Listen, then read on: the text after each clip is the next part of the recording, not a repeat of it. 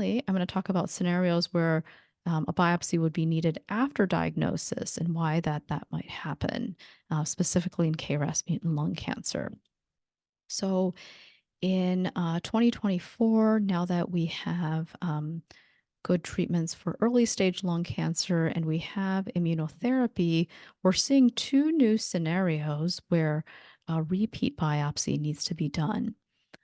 Along the top, if someone were to present with early stage lung cancer, such as from lung cancer screening, initially surgery or radiation plus minus chemotherapy would be given to try to eradicate the cancer.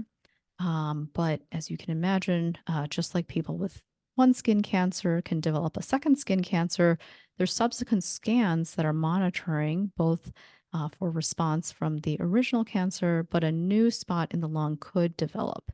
And this new lung cancer may have different mutations requiring different treatment strategies. And so that would be a reason that someone would recommend a second biopsy. Additionally, now that we have immunotherapy, we're seeing very long-term responses, including years in a subset of individuals with KRAS mutant lung cancer. And so this scenario can even happen in a more advanced stage or stage 4 setting in some people.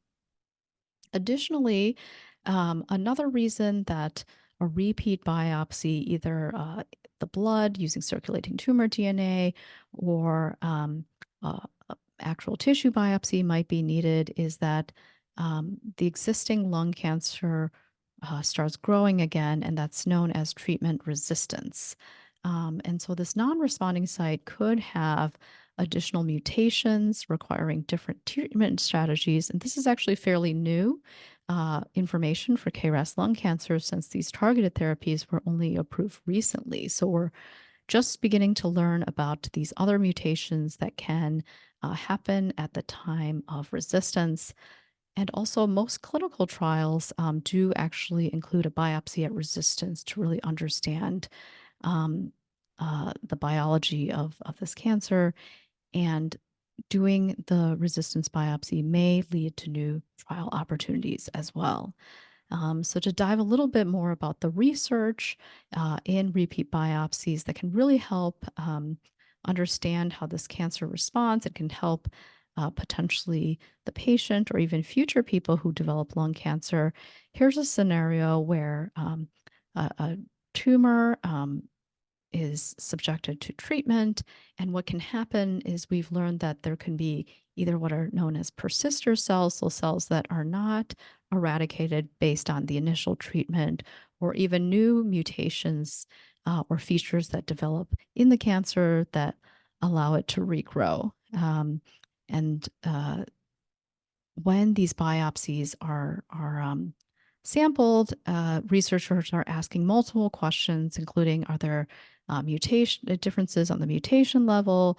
Are there immune system differences? What are the differences that caused the cancer to grow? And we have a lot of new technologies, including multiple clinical trials here at Dana-Farber and elsewhere, where we're not only sequencing these tumors at the DNA level, at the single cell level, and also developing preclinical models to really improve upon the existing initial exciting data for targeted therapies in KRAS lung cancer.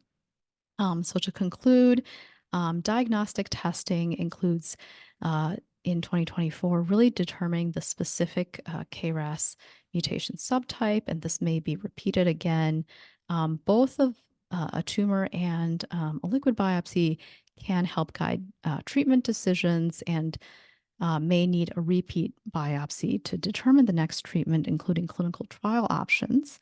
And that we are always trying to push the envelope here and elsewhere to develop new medicines that will help individuals with KRAS mutant lung cancer live better and also longer.